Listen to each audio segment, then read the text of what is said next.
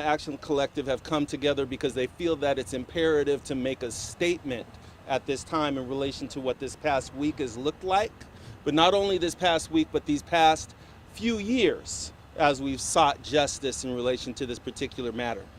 Ultimately, we are here today because Manuel Ellis's family and the Tacoma Action Collective were dedicated to getting the truth, far more dedicated to getting the truth than law enforcement was in this particular circumstance.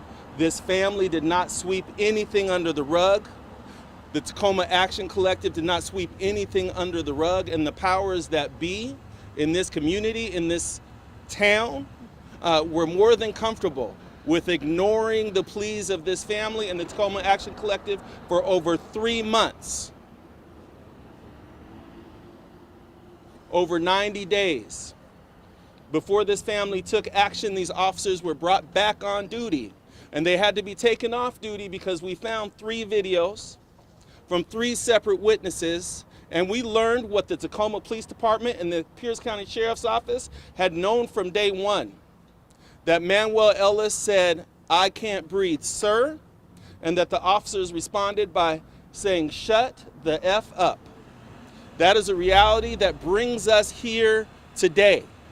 And I think that it's important for us to understand that Manuel Ellis in this matter, at this moment, at this time, had to be absolutely perfect on that street corner in order to have any chance of prosecution.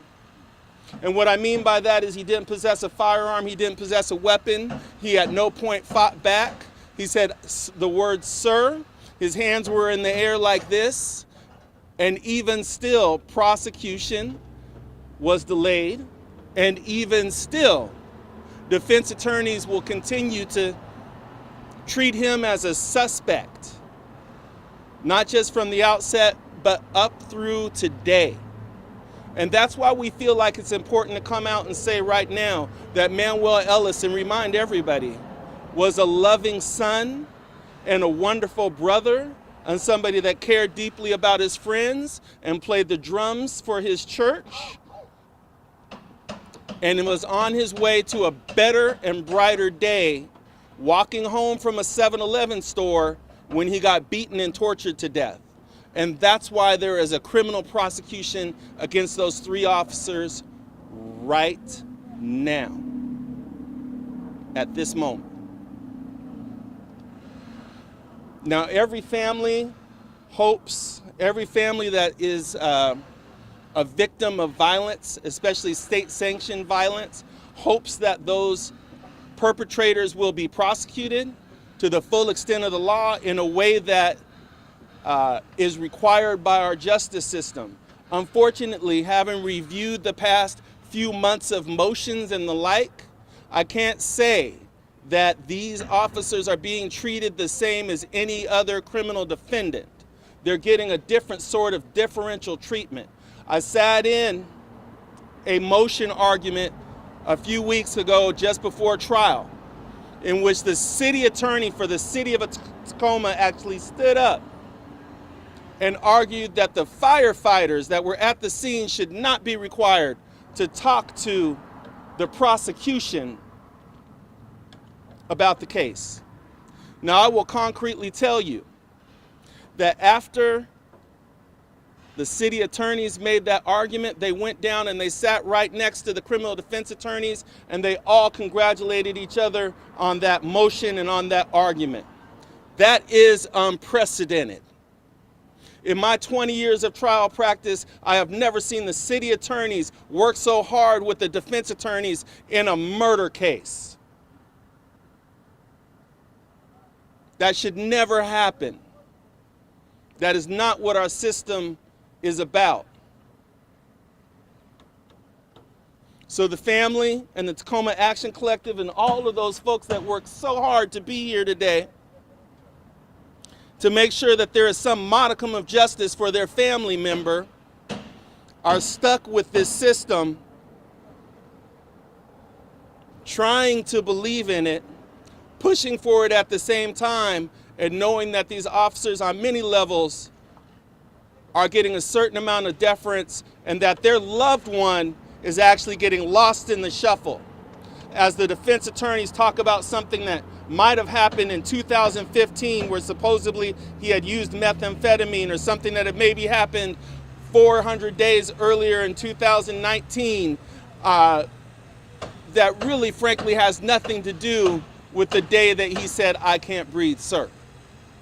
So without any further ado, I want you to hear from the family about what this experience has been like, what this secondary sort of lynching of us by a system feels like, and I call it that for a reason. And it's something that hasn't changed in our society, and it's very unfortunate.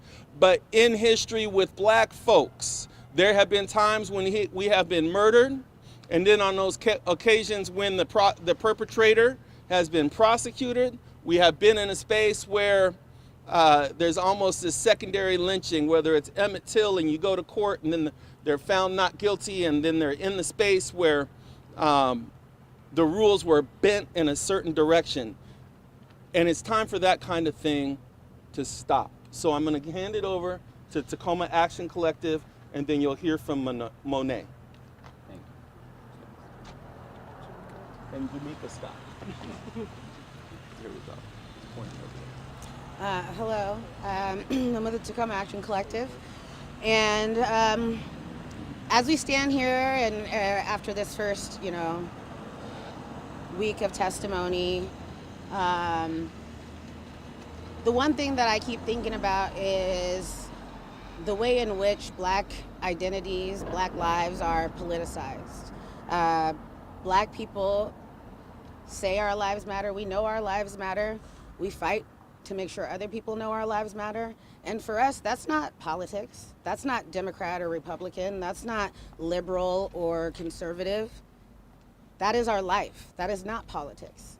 As we sit here and we think about all of the rules in which we have to abide by to get justice, that's the politics.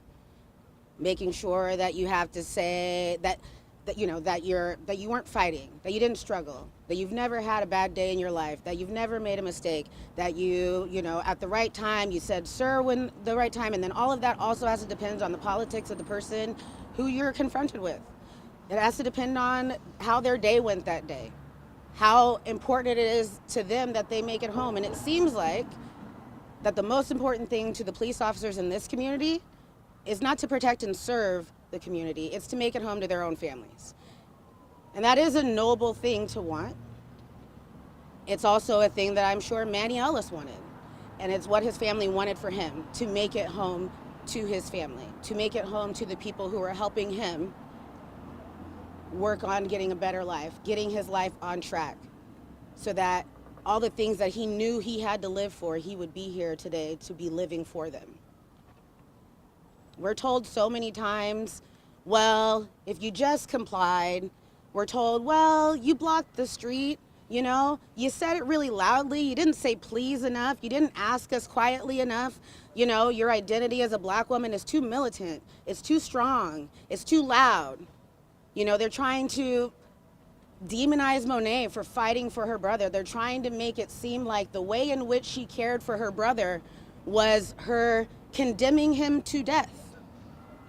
That is not what we mean, any of us mean, when we say that we worry that the things that we do as black people, the things that our loved ones do as black people to cope with the ills of the world, not only the things that we already have going on inside of us, but the things that are outside of our control.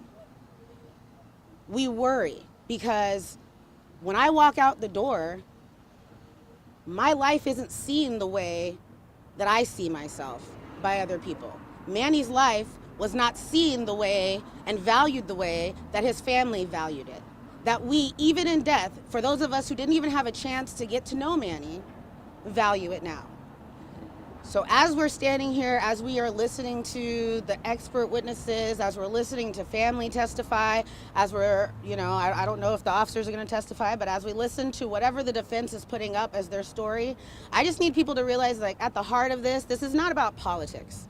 This is not about whether or not you hate the cops. This is not about whether or not you voted for Jay Inslee.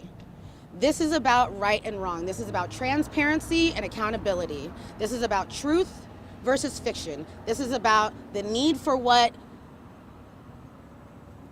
change versus the need for things to stay the same, to keep catering to the power of the people who refuse to let that power go. Monet, Marcia, the family, all of us, we have been through so much in support of justice. Monet has had to leave the community that she's grown up in. We have to drive around this community differently because the choice we made to stand up for what we know to be right is seen as political, is seen as dangerous, is seen as wrong. That respectability stuff is done. It is time for justice. It's time for change in Tacoma. It's time for change across the nation. And this, right now, at this point, we have a chance, not just with this trial, but in this community, to come together and to say, enough is enough. We do not need to keep seeing people die like this. We do not need to keep having court cases and studies done and think pieces. We are all living this. We know this pain. We understand what it is right now. So listen to us. Listen to Monet. Listen to Manny's mom. Listen to the people who loved him when they tell you he had so much left to give to this world and that he was taken unfairly and unjustly. And that should be of concern to anybody, because if they can take Manny off the street and get away with it for as long as they did, they can do it to anyone. If they don't value our lives, they certainly don't value yours, because your life is also getting in the way of the power that they hold. So please make sure you are paying attention. Please make sure that you understand that Manny was a human being and that there are people that are paying attention to this process and have been implicated in this process, who have had to deal with this for the last 3 years, who are real human beings. We live, we love, we hurt, we fear. And right now what we fear is not only that the people who are tasked with protecting and keeping our community safe are going to harm us unjustly, but also that if that happens, that there is nobody out there, if not for our own family, that would stand up for us and say that's wrong. So I hope that you all keep paying attention, and I hope that you all keep coming out, because justice is needed now, not tomorrow. It was needed yesterday. And not only do we need it in this courtroom, but we need it throughout all the systems that we're seeing in Tacoma and beyond. Monet, and then Monet. Hello.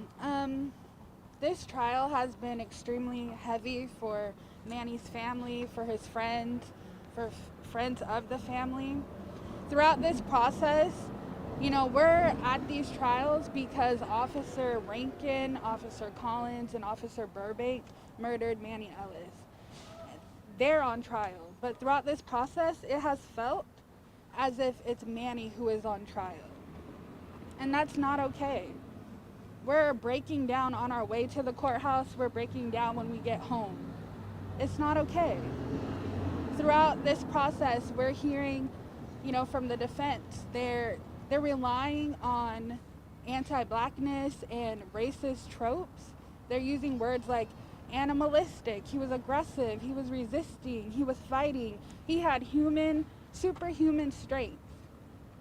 It's anti-Blackness, and we've seen it throughout history from the beginning of time, but we're told that the legal system is neutral, that race isn't a factor, that we have a colorblind system, and it doesn't feel right.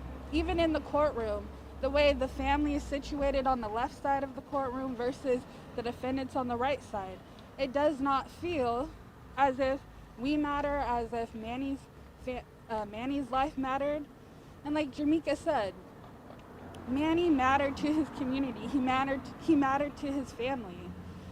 He was walking home. He was murdered because they saw a Black person walking and harassed him. And we're told that he was fighting, he was resisting, but when you see the videos, he's not doing that. His hands are open, his palms, his fingers, they're extended. He's not fighting them. He's being choked. He's being tased 3 times. It's extremely hard to, we want to have faith in the system, and at the same time, throughout this process, they're getting special treatment. They're seen as innocent in a way that Black defendants never get that. Never. And it's not okay. We ask that you pay attention, that you show up, that you support Manny's family. Thank you.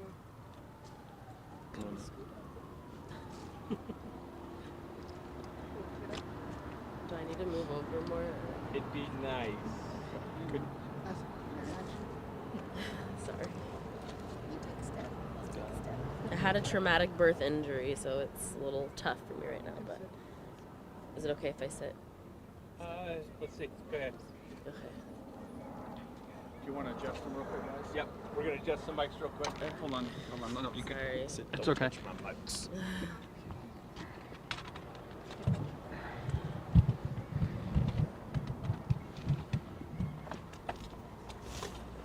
Alright, is that better? All right. Hang that on. okay? Sorry about that. Thank you for your patience. No problem. All right. I'm good. Is it good? Sounds Yeah. okay. So I just wanted to speak on just our personal experience since the beginning of trial. I've sat in other cases where there's been, killer cops, or not killer cops, but people that have murdered cops. And I've seen the type of advocacy that the officers' families have received. That is not the type of advocacy or support that my family has received throughout this whole process. From being stuck in what my mom calls a cell, but it's really just a small 8x10, I guess the court's version of a lactation room, for myself and my children to sit in while I'm nursing or homeschooling one child, while we wait to be called to testify. Not being allowed to utilize certain parts of the court, or just being watched closely, monitored as if we're, like everyone's been saying, like even myself, I'm on trial, or like I did something wrong, like I was there when I wasn't there. I've never in my life have known or heard about a murder victim's sibling or mother having to testify and basically being bullied into giving information that isn't even relevant to the case or necessary. My personal opinion is my brother was murdered, and the Pierce County Sheriff's Office refused to investigate and do their job. So I, in return, as a concerned sister, did it for them. It's not my fault that what came out and what unfolded in the way that it did. And it's not my fault that they chose to cover it up. Being subpoenaed at 37 plus weeks pregnant and forced to turn over a cell phone when I wasn't there recording anything is disrespectful, quite frankly. And then throwing in there, if I don't comply, that I could potentially be put in jail or held in contempt of court, and refusing to take the language out even after they know that I've had a baby and suffered a traumatic birth, developed an infection, and was hospitalized for 4 weeks. So the treatment has been unfair, and I know it's not the same treatment that these officers and their families have been receiving. So I really hope that everyone pays attention to this trial and really sees that the system, it hasn't just started failing us, but it's been failing us. And now it's getting to a point where it is no longer about, oh, if you're black, the system's gonna fail you. But if you're poor, the system's gonna fail you. If you're homeless, it's gonna fail you. If you're jobless, it's gonna fail you. There's other factors now. So people need to wake up and pay attention to what's going on. Because this isn't the first time or the last time that this is gonna happen. It will happen again.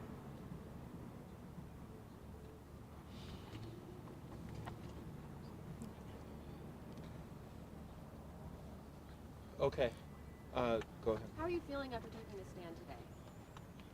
I'm tired. I'm emotionally drained. I just feel like it was unnecessary because this trial is not about me, and I shouldn't have really had to do that.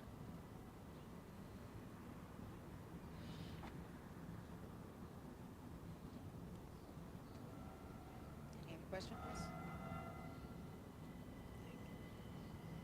Anything else that the family wants to say to the community about this past week, about your experience, anything you didn't touch on that anybody would like to share?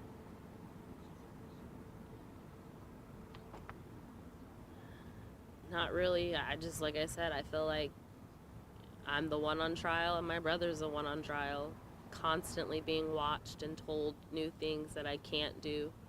I was told that I could sit in on the jury selection, and then got to court and told, oh, you have to leave. I've sat at majority of the pretrial hearings, if not all of them. I was privy to information. So me not being allowed to be at a jury selection or opening statement, again, is just wasn't fair. But Looking forward to next week, what do you hope or expect to happen? honestly, I don't know. Quite frankly, it's been a shit show in there. So I really don't know. The defense is, they're trying to make my brother out as a crazed addict. So, I don't know. What was your reaction today in court when they brought up, you know, his drug history and those kinds of things? How did that make you feel when you had to answer those questions? It didn't make me feel like anything because it's not a secret. It never was a secret. My brother wasn't perfect. None of us are. But just because a person has a history of drug use or a history of mental illness doesn't give anybody, let alone a police officer, the right to maim you in the street and beat you to death. In the opening statements, one of the defense attorneys mentioned that Annie had superhuman strength and they were in a fight for their lives. And you mentioned that he was not violent when he was on meth. What was your reaction? So,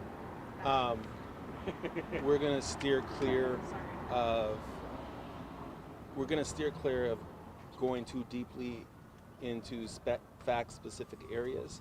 We'll only point out again that that's one of those areas in which they seek to demonize Manny in a way that's inappropriate, and a lot of that sort of language that was used is irretrievably linked to racial bias, which is being played upon when you talk about superhuman strength and a black man that's walking home from a 7-Eleven that actually gets beaten to death by 3 officers. I'm curious about the timing of this press conference. You know, why now? I understand you're hoping to, you know, involve the public and inform them on what you've been seeing in court. So I'm curious, why today? Why now? Well, we just finished the first week of trial. We've seen for several months how this system has played out, how things have played out day in and day out. And we think that this is an issue that is of critical importance to the public. We're certainly hopeful that people will continue to show up for trial, because we feel like all eyes should be on our system so our system can be the best that it could possibly be. This can be a moment for change if we continue to push forward. And that's one of the things that we're pushing for. And also sometimes it's just important to speak truth to power and be in a space where you say, this is what we see. We see a total imbalance in our system. We see deferential treatment for officers. We see that the defense attorneys seem to be coming after Manny in such a way where they want to focus more on things that might have happened in 2015 as opposed to the events of that night. And I think that it's imperative that we call that out. And the family wants people to remember that he's a human and that they loved him.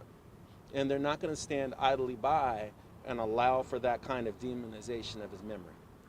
Thank you. I was going to say another reason for waiting until now, Manny's family, they're also people. Right. So we needed to get through this week. Going in and out of the courthouse every day is extremely hard.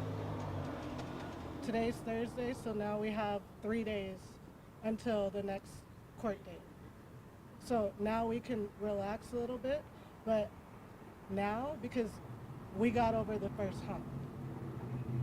But we also need people to remember that his family, community members, we're taking time out of everything to be here 9 a.m. to 4 p.m. every day.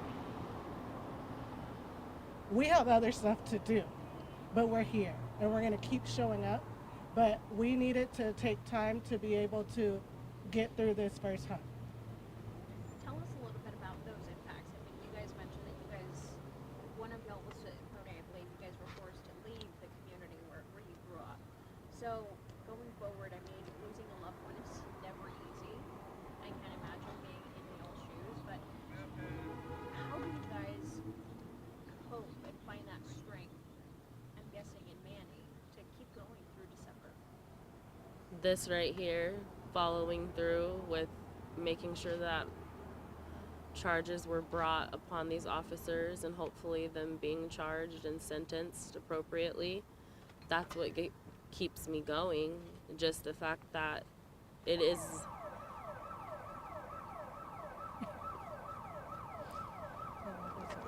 I don't know, but it is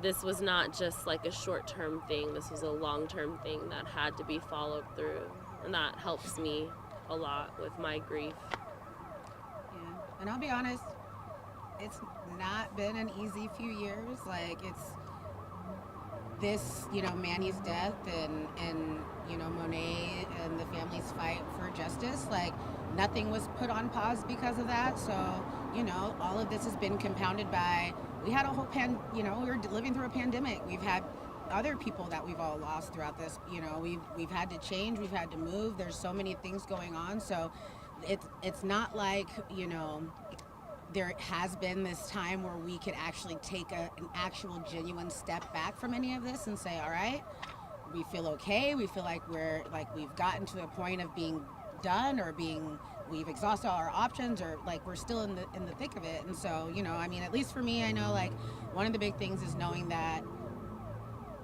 that none of us are alone in this. That, whether it's 3 in the afternoon or 3 in the morning, if one of us is in need and we make a call, somebody's going to be there for us. So it's community. And again, that's why we want to say none of this is political. Like, we're all here because we just give a damn. And that's simply it. I apologize for your feeds for saying that word. But not only that, this trial is one thing, but there's so many other things that have to happen. Again, we keep telling people to pay attention to this trial, and I need people to ask questions. Why was it 3 months later that we finally saw a video? Who knew what happened? There are other people that are involved. This is not over, and we knew that from the beginning, and we're all committed to seeing everything through. So yes, we're here for this trial, and so this 9 to 12 week trial, that's nothing compared to what we've already been through and what we still need to go through. Because if we want to see real change in this community, it's not going to happen just from this one trial. I think that's a critical point, because the reality is that this sort of thing is allowed to be perpetuated by active collusion with cities and the like covering for officers that do wrong rather than actively investigating. That's why we originally sought to go to the State Attorney General's office or the Washington State government to have someone outside of Pierce County actually prosecute this matter, But as we dig and delve deeper into this case, there are so many moving parts, realistically, that involve what really is a remarkable cover-up. We know what the Pierce County Sheriffs did in relation to this matter in terms of hiding information. We know what the city itself did in terms of hiding information. We knew that as they were creating a slander campaign against Manuel Ellis, that they actually had in their own possession one of the critical videos that lets us all know exactly what was happening on that night. And they never told the truth about it until we found 2 other videos and got that other video that they already had for ourselves 3 months later. That's a reality that is present here in this city, that is replicated regularly in this city, in this county, in this state, and in this country. So these sorts of things become really critical. So it's a thing where I suppose what we're also saying is that a prosecution of the 3 defendant murderer officers is frankly not enough in a situation like this. We got to clean up this system altogether. Because there was more people that actually colluded. There were plenty. Just 3 were charged, but there were a lot more people involved. And this county has a history of corruption. Yeah, I think that that's important to point out too.